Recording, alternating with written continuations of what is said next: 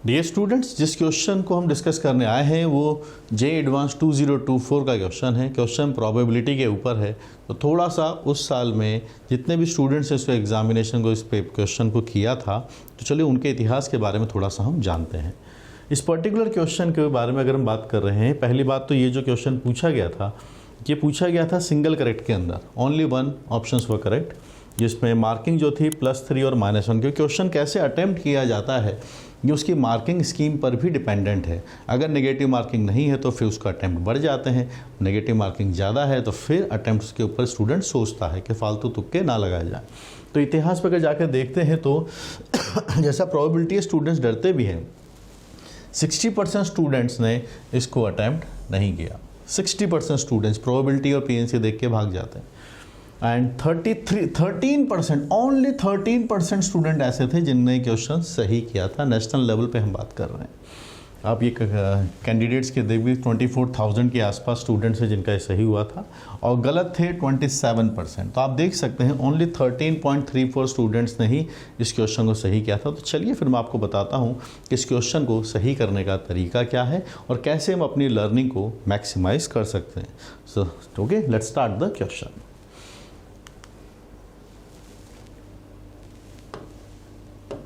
A student appears for a quiz consisting of only true and false type questions। देखो mathematics के अंदर there are 2 types of question। एक question ऐसा होता है जो सीधा देख के पता चल जाता है, जैसे इंटीग्रेशन के क्वेश्चंस हैं, डिफरेंशिएशन के हैं, आइडियल। ये है अपना लैंग्वेज वाला क्वेश्चन। लैंग्वेज वाले क्वेश्चन को एग्जामिनेशन में पढ़ना, उसके लिए हमारी रीडिंग कैपेसिटी बहुत अच्छी होनी चाहिए एंड उसका मीनिंग फटाफट से सही रूप में लेकर आना, क्या बोला है एक्चुअल में वही सीखना, इन दोनों चैप्टर्स के अंदर बहुत इसेंशियल है for PNC and the probability. तो हम आराम से पहले इसको पढ़ने की कोशिश करते हैं और इसका मीनिंग निकाल कर लेकर आते हैं। तो student appears for a quiz consisting of only true and false. तो क्विज कैसा है? ट्रू फॉल्स वाला है। ओके, ABCD नहीं है, ठीक है। Answers all the questions, this is very important line, he answers all the questions, ठीक है, मतलब अटेम्प्ट सबको किया है। The student knows the answer to the sum question and guesses the answer of the remaining question। तो कैसा तरीका है? स्किप नहीं कर रहे हैं, या तो उसका आंसर वो जानता है या फिर वो गैस करता है। तो यहाँ पर ये बातें हैं, अगर अटेम्प्ट करना है तो अटेम्प्ट करने के 2 तरीके हो गए हैं।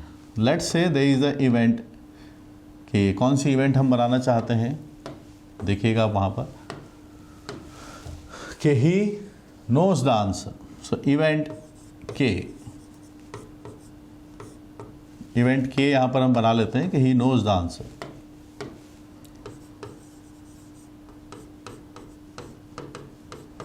ही नोज द आंसर मतलब वो सॉल्व करने वाला है, पढ़ा लिखा स्टूडेंट है। और यहाँ पर दूसरा इवेंट है एक और, कि वो गैस करता है, ही गेसेस द आंसर, तुक्के लगाता है, ठीक है। ठीक है, अब आगे पढ़ते हैं। And remaining answers of the remaining questions, क्योंकि 2 ही प्रोसीजर हैं, या तो उसने उसका आंसर जानता है या फिर वो उसका तुक्का लगाएगा, गैस करेगा। तो एक बात मुझे बताइए, तो इन दोनों की प्रोबेबिलिटी का सम क्या होगा? दोनों इवेंट्स कैसी हो जाएंगे? एग्जॉस्टिव हो जाएंगी। तो या तो ये होगा या ये होगा, तीसरा कोई पॉसिबिलिटी नहीं है, क्योंकि सारे क्वेश्चंस अटेम्प्ट किए हैं। तो this is our equation number 1। या तो वो आंसर जानता है या फिर उसने उस क्वेश्चंस को अटेम्प्ट करने के लिए क्या किया होगा? तुक्का लगाया होगा, गैस किया होगा। It is equation number 1। फिर there is an event C, क्या? He answers correctly.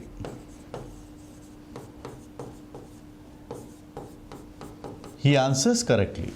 So whenever the student knows the answer to the question, he gives the correct answer. Okay, this line is very important. इसका मतलब क्या हुआ? If some student knows the answer of the question, he gives the correct answer. That means if he knows the answer, that means he knows the answer, तो उससे correct होने की probability कितनी है? That is 1। स्लैश का तो समझते हो, conditional probability. He knows the answer, उसके करेक्ट होने की प्रोबेबिलिटी कितनी हो जाएगी? 1। ये बात दे रखी है, ये लिखा हुआ। Whenever the student knows the answer to a question of a question, he gives the correct answer. इसकी श्योरिटी क्वेश्चन में दे दी है, ठीक है। assume that probability of the student giving the correct answer of a question given that he has guessed it. Okay, जब उसने gas किया है तो उसके सही होने की प्रोबेबिलिटी क्या है? देखिए, गैस किया है, ये लिखा हुआ इंग्लिश में, assume that the probability of the student giving the correct answer for a question given that means it is has been occurred, यानी given that he has guessed it, तो इसकी प्रोबेबिलिटी है हाफ. गैस किया है, correct होने की probability है half. Okay. Also assume that probability of the answer of the question being guessed given that student's answer is correct. यहाँ पर आ गया है बेस थ्योरम. इसको पढ़ने के पहले मैं बेस थ्योरम के बारे में आपको बताता हूँ. पहले टोटल प्रोबेबिलिटी हम निकालते हैं. हम चाहते हैं कि क्वेश्चन जो हो करेक्ट हो जाए. क्या पॉसिबिलिटी? फिर से पूरे क्वेश्चन समराइज करते हैं. एक सवाल आपके सामने आया है और आपको उसको सॉल्व करना है. या तो आप उससे सॉल्व हो जाता है या फिर आप उसके ऊपर तुक्का लगा रहे हैं. अगर वो आपसे सॉल्व हो जाता है, उस बात की प्रोबेबिलिटी हमने मानी है पी के, और अगर आप उसका तुक्का लगाते हैं तो उसकी प्रोबेबिलिटी है पी जी. और दोनों का सम 1 है क्योंकि तीसरा कोई चांस नहीं है. क्वेश्चन को अटेम्प्ट करना ही करना है. या तो सॉल्व कीजिए या तुक्का लगाइए. क्वेश्चन में गिवन है कि अगर आप आंसर जानते हैं तो उसके सही होने की probability, C stands for correct होने की प्रोबेबिलिटी है 1, और अगर आपने गैस किया है तो करेक्ट होने की प्रोबेबिलिटी है 1/2. हम यहाँ निकालना चाहते हैं क्वेश्चन करेक्ट कैसे होगा. क्वेश्चन करेक्ट होने के पहले दो चीज़ें हैं. या तो हम उसके ऊपर क्वेश्चन को सॉल्व करते हैं, आंसर जानते हैं, या फिर हम उसके लिए तुक्का लगाएंगे. So they are 2 possibilities. तो पहला केस हम करते हैं कि we know the answer P K, और अगर हम आंसर जानते हैं तो उसके बाद उसके सही होने की probability, this is case 1, plus वो गैस करते हैं, स्टूडेंट गैस करता है, और गैस करने के बाद उसके करेक्ट होने की प्रोबेबिलिटी ये हो गई. गैस होने के बाद करेक्ट होने की प्रोबेबिलिटी ये बन गई. दिस इज करेक्ट होने की टोटल प्रोबेबिलिटी. करेक्ट होने, क्वेश्चन के करेक्ट होने के यही चांसेस हैं कि आंसर जानता हो, जानने के बाद सही होने की प्रोबेबिलिटी, तुक्का लगाया हो, तुक्का लगाने के बाद सही होने की probability. This is P C. ये है टोटल प्रोबेबिलिटी.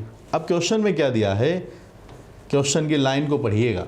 गिवन दैट जैसे ही बोलते हैं ना, वो स्लैश के नीचे लिखना है.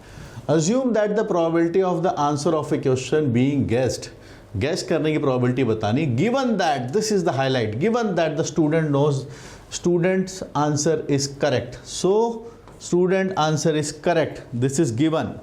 नाउ वी वांट कि क्वेश्चन इज बीइंग गेस्ड, तो यहाँ पर जी चाहिए हमें. तो अगर ये तो बेस थ्योरम हमें बनानी हो तो बहुत आसान होता है. टोटल प्रोबेबिलिटी के हिसाब से अगर हम चले यहाँ पर, तो ये टोटल का टोटल हमारे पास आ जाएगा पीसी, और अपने पास गैस वाला चाहिए तो इसके लिए ये बन जाएगा फेवर में. So this is what we are looking for, P G P of C by G. ठीक है. And this is given as 1/6. This is given as 1/6. Okay. हमें निकालना क्या है वो भी हम देख लेते हैं. We are looking for the probability of the student knows the answer randomly chosen question. ठीक है. He knows the answer, that means we are looking for P K. हम पी के जानते हैं, इस क्वेश्चन का आंसर, इस बात की प्रोबेबिलिटी निकाल रहे हैं. तो पूरे क्वेश्चन के अंदर हमें हर इक्वेशन को पी के टर्म्स में कन्वर्ट कर देना है. तो आप मुझे बताइएगा पी जी कितना है. पी जी को क्या लिखा जा सकता है, 1 माइनस पी के, 1 माइनस पी के. एंड पी, ये वाला डेटा कितना है, ये डेटा ये रहा half. This data is half upon PC के बारे में बात करते हैं.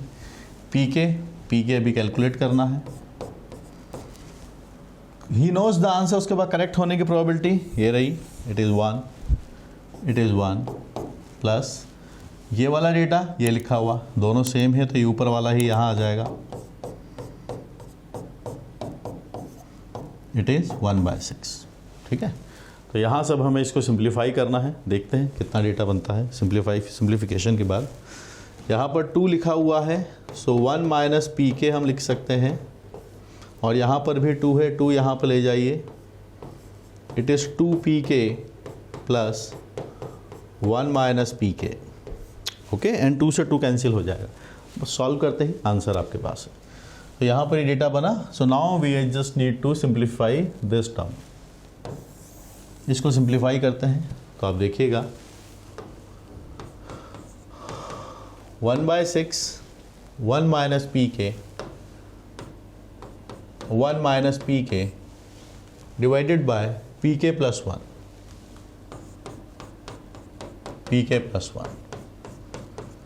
So pk plus 1 is equal to 6 minus 6 times pk. It is 7 times pk. It is written as 5. pk का वैल्यू है 5 by 7. The answer I am getting is 5 by 7. 5 by 7 हमारा कौन सा आंसर है? 5 by 7 is the answer number C. जिस question को आप देखेंगे पूरे भारतवर्ष में सिर्फ 13% स्टूडेंट्स ने करेक्ट किया है, तो अगर आप इसकी थोड़ी प्रैक्टिस करें तो आप इस क्वेश्चन को बना सकते हैं.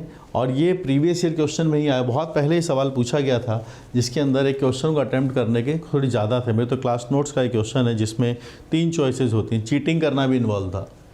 ठीक है, और क्वेश्चन ट्रू फॉल्स की जगह है अगर SCQ का होता, 4 ऑप्शंस होते, तो फिर सही होने के चांसेस 1/4 हो जाते.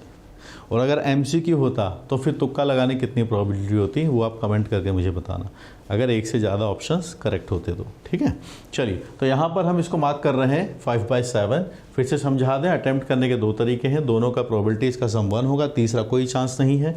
और ये बातें दिया हुआ है, तो आज से सीखे जब भी ये बोलते हैं गिवन दैट, तो यानी वो वाला इवेंट हो चुका है, उसके हिसाब से आप चलिए. इवेंट्स बना के प्रोबेबिलिटीज़ को हमेशा अटैम्प्ट करना चाहिए. और ऐसे अगर आपको और भी ढेर सारे प्रोबेबिलिटी के क्वेश्चंस करने हैं तो फिर मैं आपको बता दूं, उसका तरीका है जो मेरी अलजेब्रा वाली बुक है उससे आप इस वहाँ पर जाइए, काफ़ी सारे सॉल्व एग्जाम्पल्स हैं, बुक पूरी सॉल्व है, सीखिए. और इसकी थोड़ी भी प्रैक्टिस करेंगे तो आप पूरे जो भारत देश के जो 13% लोग हैं जिन्होंने इस क्वेश्चन को सही किया था, आप भी उसमें से एक बन जाएंगे. ओके गाइस, और मुझसे कनेक्ट करने के लिए आप जो मेरी ऐप है अपलिफ्ट जेई, उसको भी इंस्टॉल कर सकते हैं. और keep learning and we will keep uplift your JEE preparation. Thank you.